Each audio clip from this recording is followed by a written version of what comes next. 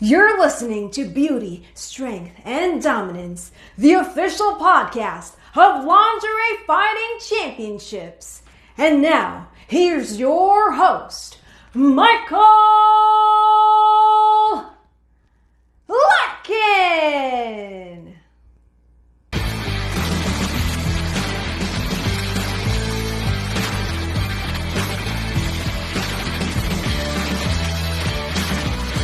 Hello, ladies and gentlemen, and welcome back to another edition of Beauty, Strength, and Dominance, the official LFC Lingerie Fighting Championships podcast. My name is Mike Larkin, and joining me today, you can check her out on the Cat and Mark Show, podcaster, adult model, escort, the whole nine here, folks. We're going to get into a lot of stuff, and you can also check her out with LFC Films on Goddess Among Us. We'll be touching upon that in today's forum. The one, the only, Miss Katija Cortez. How are you, Katija?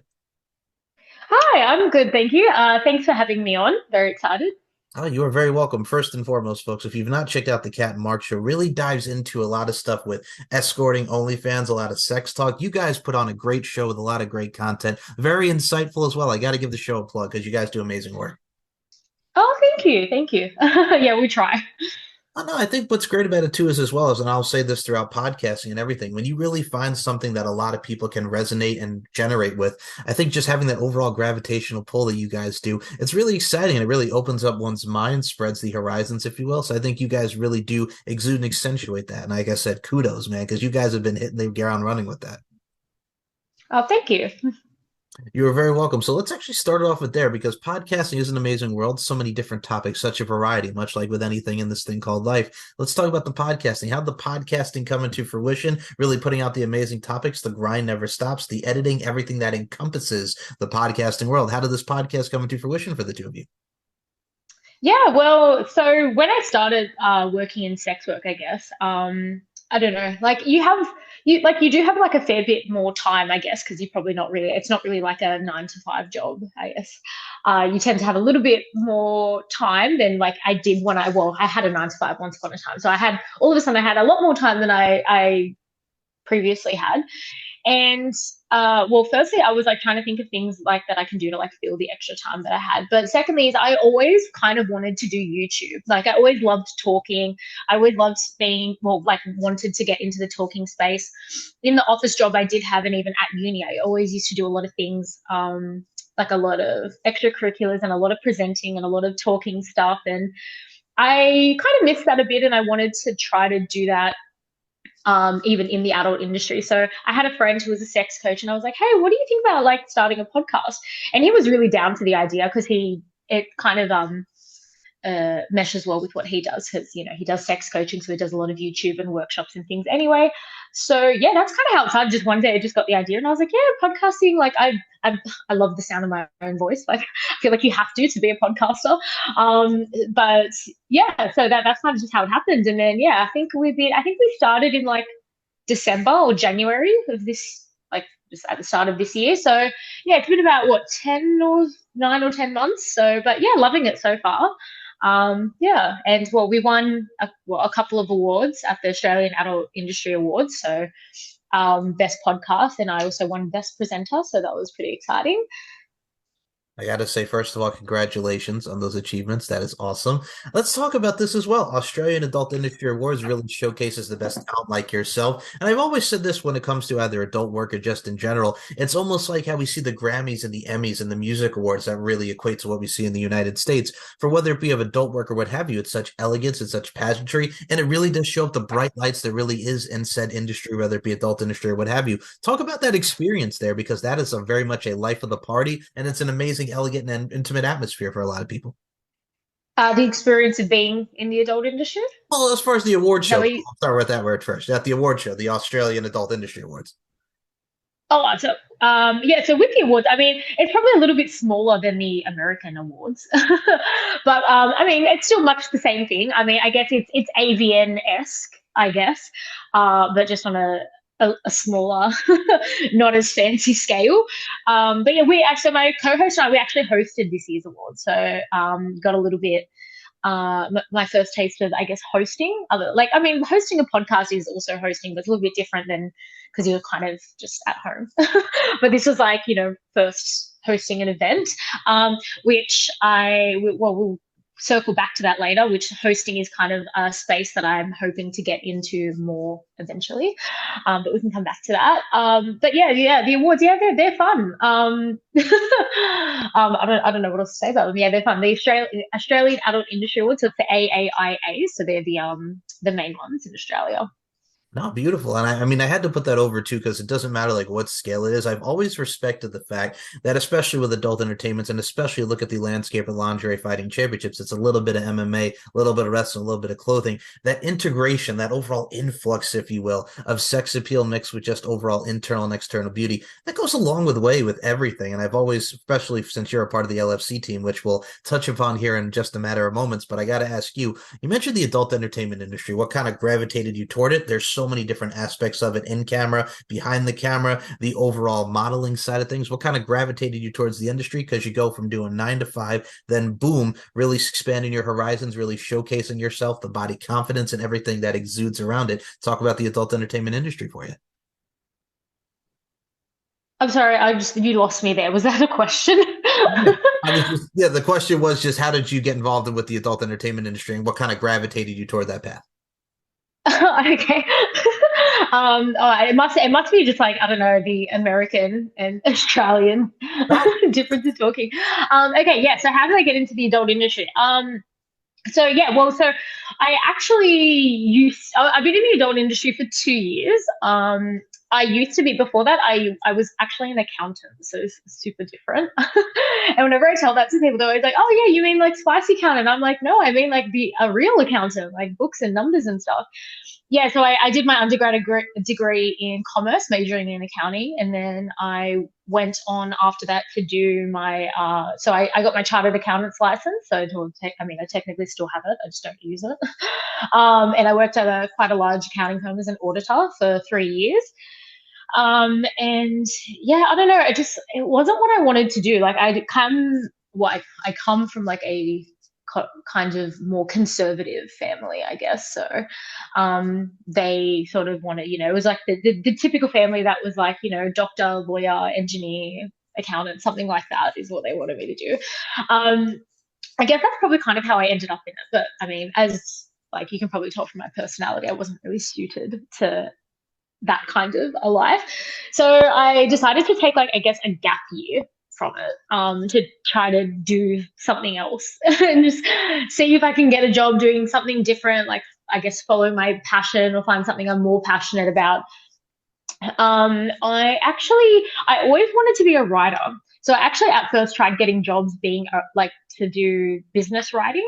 So I would have loved to do like, I guess, more creative writing eventually, but I was like, okay, to begin with, I'll maybe see if I can get jobs doing business writing, like for like one of the financial newspapers or like a stock exchange or something. So I applied for a few jobs for that, and I was like, oh, I've got 2 business degrees, should be pretty easy to get a job. It wasn't, and they all said that, oh, I need a writing degree, not business degrees, to do like the writing. And I thought that was wild because I was like, but I'm writing about business. Like, what would a writer know about business? Like, a writer would know about writing, but they don't necessarily know about business, whereas I have 2 business degrees, but they didn't give a shit about my 2 business degrees. They just wanted me to have a writing degree. So the first thing I did was then I enrolled into a business degree. So I'm currently doing my I enrolled into a writing degree. So I'm currently doing my master's of creative writing at the moment. But obviously I needed money. And then I was like, kind of just like left there being like, okay, fuck, I can't get a job in writing. I don't want to go back to my old job, but I don't, I'll try and find something else in the meantime. And then I had a few friends that were escorts. And one of them was like, hey, do you want to try it? And I was not keen at all. I was like, I didn't just like go to uni for all those years to like then do escorting. I mean, it's so funny that I used to like think like that once upon a time. But that is what I thought. Like when she's like, "Oh yeah, do you want to try this?" And I was like, "No." Like what the fuck? I was like, "Got a uni degree. Surely like I don't have to escort." And she's like, "No, it's not like that. It's actually really fun." And I was like, "Oh, you know what? Whatever. Like I'm not really doing anything else. Like I'll just give it a go." And I tried it and I liked it. I mean, I liked the whole. I like the lifestyle. I like that I don't have to work as many hours. I like that I get to do a lot of talking and a lot of meeting new people. I get to travel a lot and I get to, look pretty and stuff. And yeah, I don't know. I liked all of that stuff. And I didn't expect it to turn into a full blown career. Like I thought I might do it for a bit and then maybe try to go into writing. But yeah, the more and more I kind of was in the industry, I was like, oh, you know what? I actually like this. Like I feel like I could actually make a career out of this. So yeah, that's kind of where I'm at now. And yeah, fast forward 2 years, and now I have a podcast. I've been on magazines. Have a very successful career, traveled around the world, and yeah. So that's kind of sorry. I tend to ramble on a little bit, but First of all, do not apologize. As you can tell, folks, I mean, as an American, and I will say this from the American point of view, I grew up in New Yorker. New Yorkers are very fast talkers, so I get it. It's okay. We all like to ramble, and I got to say, first and foremost, on your end, I mean, it just shows just the very much diverse, the very much eclectic that you are, because first you come from, no, you know what, I didn't go just to university just to get into escorting, but then you tried it and you loved it, and then you're a Playboy playmate, and then you're modeling, you're doing all this stuff, being focused in many in just really huge covers of what's great from the imagery standpoint with magazines. And you have to just really appreciate that, because I can tell just by talking to you, you have that personality, you have that vibrancy, and that gets you a long way. It's multifaceted, it's a multi-diverse. And I think as people, that's what we have to be now. It's just really motivated towards being multifaceted, not giving a fuck, so to speak, what this one says, what that one says. As long as you're staying here and following your path, that's what matters. And I think you truly exemplify that. oh, thank you. Yeah, I mean, yeah, the magazine stuff that I never imagined that I would be on the covers of magazines. So I did an FHM cover and a Playboy cover just recently, and won Playboy Norway's Playmate of the Year. So yeah, I mean, yeah, I know, crazy. I never thought that that's how my life would pan out, but I mean, I'm very happy that it did. I think that just really showcases not just hard work, but I think what a lot of people can take from it as well. We talk about the beauty, strength, and dominance element of this podcast, and that stands for beauty, strength, and dominance, the three key elements that make women the work of art that they are. That encompasses women in general, much like yourself, Ms. Cortez, but also within the LFC Lingerie Fighting Championships banner. With this one over here, LFC Films reality series, folks, it's called Goddess Among Us, the search for the most beautiful woman in the world. Welcome to the team, ma'am, as a part of being executive producer of the show. I cannot wait till that comes into fruition. Talk about that, man, because you're part of the LFC team now, the LFC film series. Let's talk about this reality show. Talk about the TV, because congratulations to you on that. I am, yeah, I know. It's crazy that I have that title. But yeah, so yes, I'm now officially part of the LFC family, and so I'm what did you call me? Executive producer. I mean, I like the producer. It's a thing. It's great, man. I am technically a co-producer of this show, and I will be one of the hosts of the show as well. So that's I think they said that they're going to have two hosts, but I don't know if I'm going to just I don't know what's happening with that, but I'm definitely one of the hosts, so that's pretty exciting. So yeah, as I was saying before, I definitely did want to try to get more into the hosting space, and I mean, I've always wanted to do TV. So I mean, the producing and the hosting, I mean, I never really thought I would ever do producing, but I mean, hey, why not? I mean. I think it's as the common phrase is jack of all trades, but you're a Jill of all trades. You just want to stick your hand in whatever part of the cookie jar that there is. I know, I'm a bit of a yes man, aren't I? Like, people come to me with like an opportunity, I'm just like, yeah, I'll do it. I'll do it. Well, no, I can respect that, because I myself, I can equate to this as well, because I was like that too. It's like, okay, you want to throw me an opportunity, and as the old saying goes, opportunity knocks. You want to knock it out of the fucking park, so to speak. So it's just like, if you're handed this, you want to do your darndest, you want to do your damnedest to really apply your craft into it and really apply the tutelage that you know. So, I mean, I think it's much like a hand in glove to have you part of LSC right here, because I got to say, first and foremost, if we're talking about goddesses among women, and we have a true goddess right here, folks, it's women in general. So, I mean, I think you fit the mold here, man. Oh, thank you. Too kind. You're very welcome. Now, let's talk about something else here as well. You mentioned FHM. FHM just has so many great photos, has so many great magazines. It's such an amazing field, and many just beautiful women showcasing their talents as a part of the cover. And we got a party coming up soon. Let's talk about this FHM party. Ain't no party like an FHM party. Talk about this, because I'm excited for when this party comes into fruition.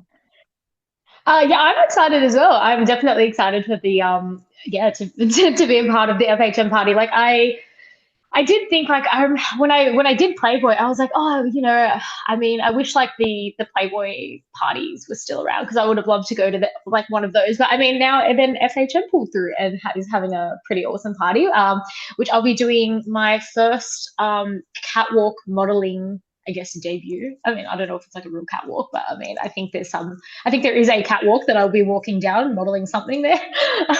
So that I'm very excited about. Yeah, I haven't been to like one of those kinds of parties before. It's like, but yeah, should be fun. I think you fit right in. And going back to hosting for a second, because this is also very imperative. I think what a lot of people don't realize is, much like anything in life, one of the many quotes that I really love is life is an art form and we'll all apply in our crafts to continue to apply your craft in amazing fashion. The art and the science of really hosting and really just getting in front of a microphone, the cadence in your voice, the overall essence of what you possess as an overall spirit of body and mind. There's a lot that goes into it that a lot of people don't really see from the existential side of just, hey, I'm a hostess. I'm going to make sure everything matters, everything counts, make every moment count. There's a lot that goes into it that a lot of people really don't see. Yeah, no, I totally agree. 100%. And what's been taking up a lot of my time, like with leading up to this party, is my co-host Mark and I from the Cat and Mark show. We're going to be doing like a little live podcast segment from the FHM party. So trying to like plan that and all the equipment for that and setting up for that and all of the things that go into that. It's literally like I've had like no sleep for the past like couple of weeks. So I've been trying to plan that with him. But that's very exciting. I mean, yeah, not much sleep, but still very excited about it. I think you were the epitome of no days off, as the old adage. No, no, never, never. There's no days off in this job. You know what's crazy is I actually said to like one of my friends, I was like, I left my 9 to 5 to like do like because like I didn't want to work a 9 to 5, but now I work 24 hours. So I think what's well, no, that's what's win. great about it. It's like you have the 9 to 5, and I can equate to this as well. And I'll say this to you. It's great to have the normal 9 to 5, but when you're really doing something that you love and you're putting the hours into that, like having an office job is fine for a lot of people, but you just don't want to stay in said office job or whatever. You want to expand and you want to explore more. So I really admire anyone that wants to take that quote unquote leap of faith of what they want to do. And it certainly has paid off for you. And I got to say, shout out to Mark as well, because from his side of things with the sex coaching side of things, really does bring in a lot of insight. So I think that also adds to the factor of what we get to see with the two of you, because again, the chemistry is impeccable, but he is another one that really has such a great mind, much like yourself. I got to put over Mark. Shout out to Mark.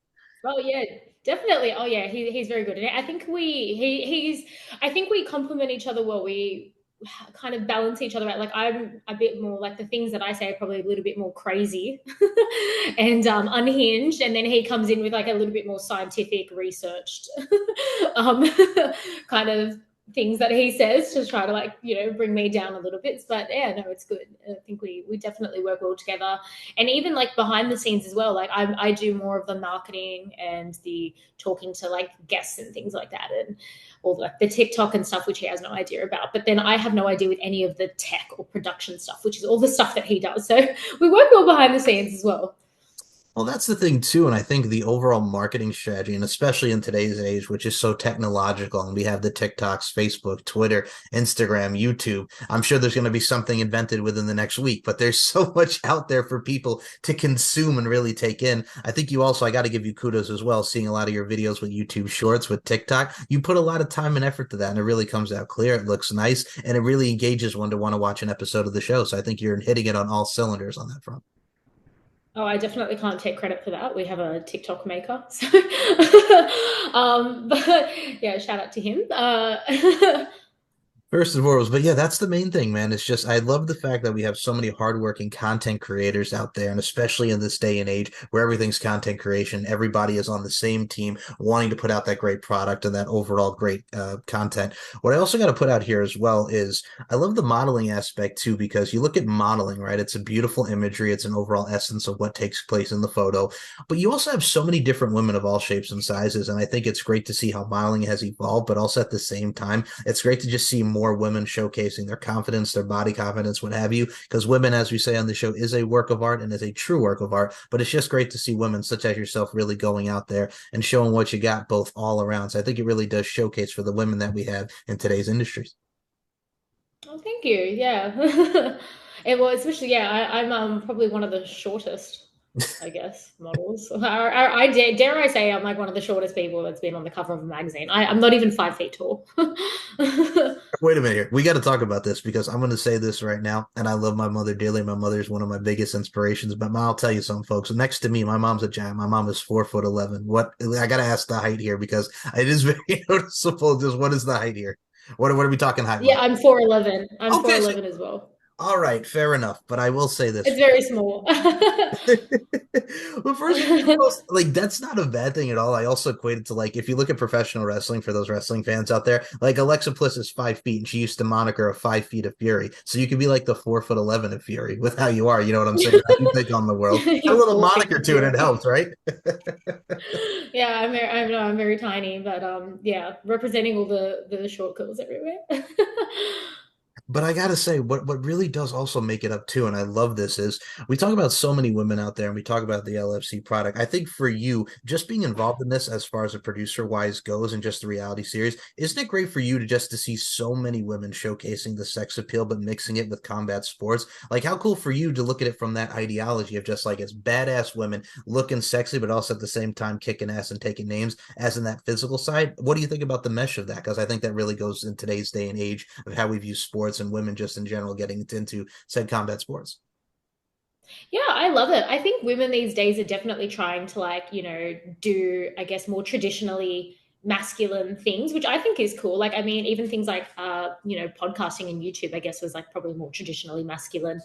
But yeah, things like especially wrestling and fighting and stuff, I guess traditionally more masculine things. And yeah, I think it's great that like women are, you know, being like, still being sexy and whatever, but can do things that maybe were traditionally more like male dominated. But yeah, I think it's cool, and I think it's definitely brings more balance and more flair to like everything, I think. Like your style, because I think the flair is very important. And I gotta say, folks, if you've not checked out Kat on Instagram, I gotta put this over. We talk about imagery and beautiful imagery, which is very much one of the costs of this show. What I love about his fact as well is one of the badass photos of you with the bunny ears on there, little Playboy Playmate action. I gotta say, with each and every photo, it gets beautiful by the minute. I gotta put you over because if you have not checked out your Instagram, the photos are immaculate, man, and they came out really nice. I just gotta put that over there because you really do. You look good. Oh, thank you. Yeah, I've done a lot of photo shoots in this job year where I feel like I'm always at a photo shoot like every month, which I loved at first. I was like, oh my god, this is so fun! I'm going to all these photo shoots, and now that I've done like 50 of them, I'm like, oh my god, another photo shoot! I just did one. But yeah, oh yeah, the bunny ears. That's definitely one of my signature ones. I kind of like I want to try to like recreate that look, I guess. And it'll probably mean a little bit more this time that I am actually a Playboy Playmate now. I wasn't at the time I took those photos, but now that I am, I'm like, oh, I feel like maybe recreating it might be fun. I think it would too. And I think what's great is not only just a re-up for where you had it, but what I do like about it too, as well, is when we talk about body confidence. And I gotta say, first and foremost, confidence is key in everything. And I think they talk about if you got it, flaunt it, but also at the same time, man, what I do also like about you and it showcases in your photos, I love the confidence. I like the stride because there's always that saying of it's not cockiness, it's confidence, because it is. I think if you have that confidence of what you want to do, there's so many layers into it that really does very much attract men and attract people towards confidence. And I think you do have one of the many layers of that. So we got to put over the confidence vibes. I think so for sure. Like, I do definitely think that men. I think men are less shallow than what us women give them credit for sometimes. um, like for instance, like I do get so like with my line of work. I mean, with escorting. I mean, look, it is a very looks based um I guess industry. But when I first started my podcast, I was a little bit like nervous to kind of advertise it on like my work platforms and things because I was like, oh, what if my clients are like they think it's not sexy that I'm like doing a podcast, or because I say some very unhinged things and like even my accent, I talk like I have a very bogan accent, so I was like, oh, what if they don't like the bogan accent or they think I'm just really unhinged? But I was like, oh, okay, I'll just see how it goes. And I actually get a lot of people find me. Well, I get a lot. Well, one, I get a lot of people find me through the podcast, and then two, I get a lot of clients check out the podcast and be like, "You sounded so cool! Like I just had to meet you." And I was like, "Oh, okay, thanks." So yeah, I mean, I guess that just goes to show that men are not always as shallow. Well, I will say this, and this is from the male point of view here, folks. You are a very likable person, and I got to say, with the unhinged stuff on the show, it's bluntness, but it's true. And I think a lot of people do like honesty, and there's a lot of stuff that we need to hear, but it's also very intriguing and insightful at the same time. But also at the same time, I mean, I can see the apprehensive, like, hey, I'm an escort. Here we go, podcasting. But I mean, at the same time, I think it does bring a lot of people more into learning about escorting. And I mean, escorting is very interesting, man. You have dates, you get to be around the said client and stuff. At the end of the day, it's a business. You know what I'm saying? People may turn their nose up at certain things and they may judge, but that's the way of the world, unfortunately. But at the end of the day, you're making a business, you're making a profit. And I mean, if you love what you're doing, then go for it. Yeah, exactly. And they say if you love what you're doing, you'll never work a day in your life. Mm-hmm. And I think that's true. Because even though sometimes when I'm working 24 hours a day, it's like, okay, but I still love what I'm doing. And I think the overall stuff that you guys talk about, you and Mark on the pod, when it comes to men and women and sex and just in everything in general, like you talk about us men being not that shallow. I think what I love about it too as well, I think if you just have that overall foundation in a relationship, whether it be love, what have you, also spicing it up, variety is the spice of life. But I think if you have that foundation, that loyalty and everything, it makes for a beautiful relationship. I mean, when I was a kid, like my grandparents, that was something I kind of enrolled myself if I was ever in a relationship because they were together for over 40 plus years, before they passed away. So, I mean, it's something like that. Unconditional love mixed with sex appeal, mixed with everything. If you have that mix, it's a perfect foundation for what you have in a relationship and what can lead to a long lasting love and marriage. So I got to say, I do enjoy the takes, and it really does bring one insightfulness to the world of relationship and marriage. Oh, thank you. Yeah, we do, and we do definitely try to I guess I get sex workers are kind of seldom heard from, I guess, other than just like on Twitter, but it's kind of like a little bit here and there. But yeah, so we do definitely try to like I guess make the views or the lives of sex workers a little bit more accessible, I guess, and maybe make people understand them a little bit better what it is that we do, and that the sex industry is very broad because we don't just interview escorts or whatever. We've had tantra coaches on and shibari experts on. We've even had like an accountant on that like is an accountant that specializes in like sex worker taxes. So yeah, we get like a very very wide. And we had a photographer, like a boudoir photographer on as well. So we try to like showcase like lots of like facets of the industry to showcase like, oh, okay, it's not like it's not all about sex. There's a lot more to all of us than just that. So I'll run a funny story about you and about this, and it's funny.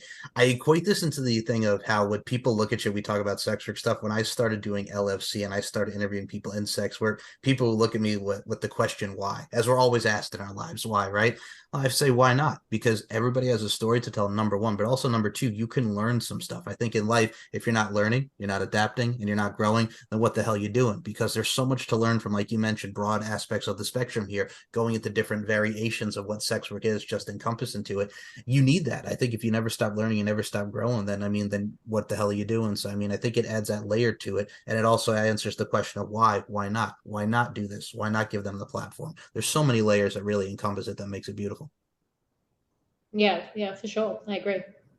And I got to say, what does make it beautiful, folks, if you've not checked out Kat, and I'm going to say this first and foremost, before we come to the closing end of the show here, I got to say, you are probably one of the most vibrant, just overall, just one of the funnest guests that we've had on this show, really opening up and really just broadening the horizons here. I think it's just because I'm Aussie. You Americans love the Australian accent, Hey, especially you New Yorkers. I think that's all it is. It's just my accent. It just hypnotizes American men. all right, you want me to be honest here? We'll put honesty out here. We've had Australians on the show. We've had LFC prospect Ty Emery and Cindy Marichek. So I got my Aussie peeps, and now I can add another Aussie peep to it. So yes, and you do have a beautiful. we'll put this out here. You do got a beautiful accent, but that accent also encompasses an amazing person. So we got to give that credit. Much. Oh, thank you. Yeah, I know. I love whenever I go overseas because everyone's like, "Oh my god, your accent is so cute," whereas I think the Australian accent is so gross. Okay, all right, hold on. Now we're gonna debate this here. You want to talk about grossness? All right, I'm gonna flat clap back at you with this. So us as Americans, we love the culture. We have a lot of people from the UK come over, Italy, what have you. We love accents. We love the culture. We love learning about it. So to you, my Aussie friend, what is it about the Australian accent that you find to be gross? Because I got to say, it's engaging, it's intoxicating, but also it's appealing to us here in the States. So what is it about you with the Australian accent that's gross? I'm curious to the gross matter. It sounds so bogan to me. I guess like Okay. if I had to make an equivalent, I guess like Americans would probably say like Southern accents are probably very redneck sounding. Is it a redneck? Is that like the American word for like bogan? I Okay. think. Is that American for bogan? It's like redneck / country. If you're in the South, there's a bunch of country boys and there's the rednecks, and that's Yeah, so I'm imagining that accent would be like the same thing to like what I imagine the Australian accent sounds like. right. I mean, with rednecks in country boys, it's not all about playing the banjo and that down now. When it comes to like Australia too, well, it's not just camels and whatever the stereotype is. There's a lot to it though. But Did you say camels? I don't know, camels, something, Camels? kangaroos. I meant to say kangaroos. Kangaroos. And I said camels. I'll botch that. I'll put myself in the bag. Anyway, I digress. I don't know where camels came from. Anyway, kangaroos. Not here. Not here. Fair enough. Oh my God. Well, I'll say this right now. It's funny that we brought that up. Like Outback Jack and like Kangaroo Jack was a very popular movie in the States that had Anthony Anderson and Jerry O'Connell. For those who've never seen it, it's a talking kangaroo. It's very cartoony. It's very cheesy, but it's very fun. So yes, anyway, back to the accents. I think that's what really does encompass one's culture and one's overall aesthetics too. And I mean, from the aesthetic side of things too, let's bring this up before we close this out.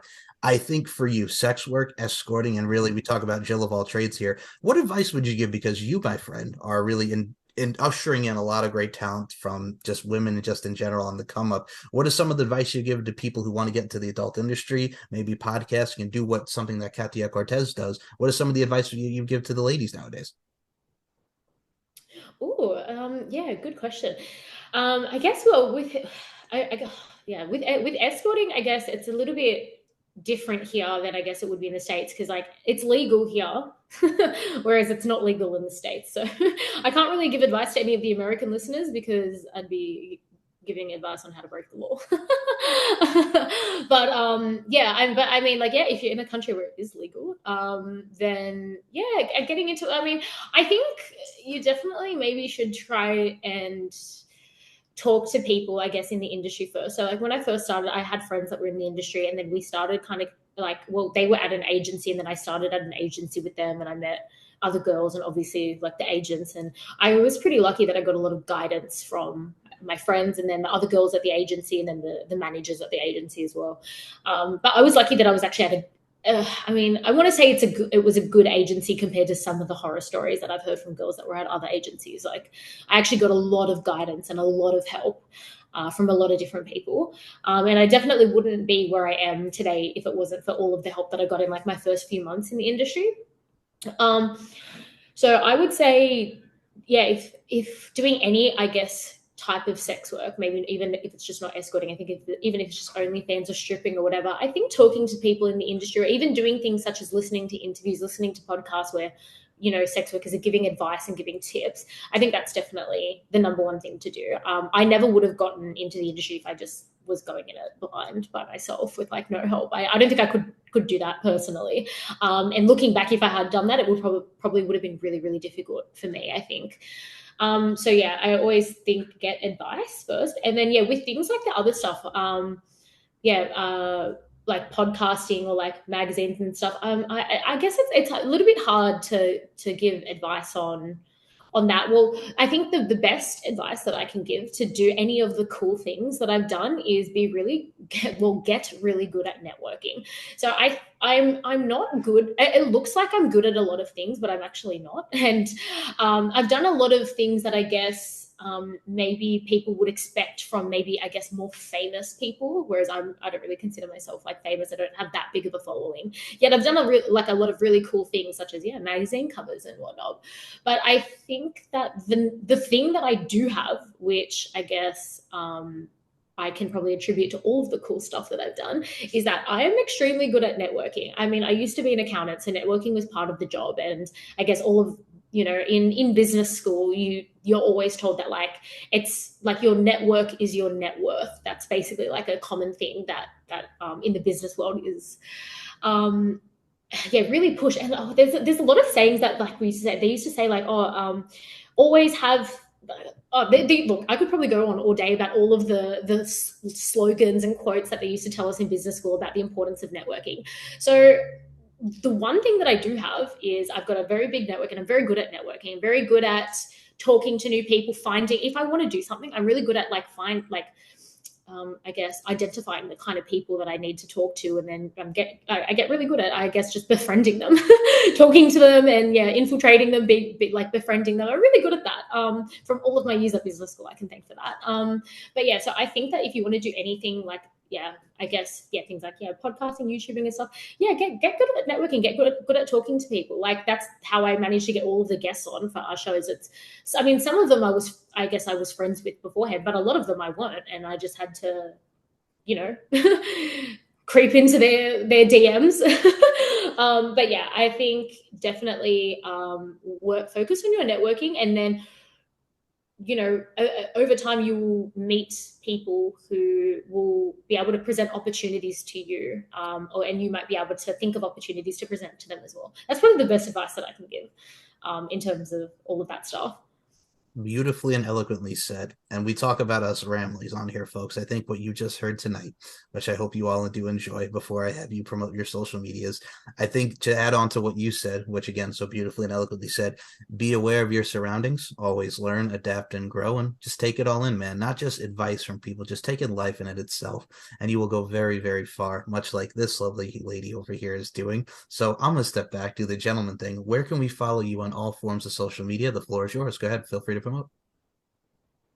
So my Instagram is at Katija.Cortez, but all of my other socials, it's at Katija Cortez, no dot in the middle.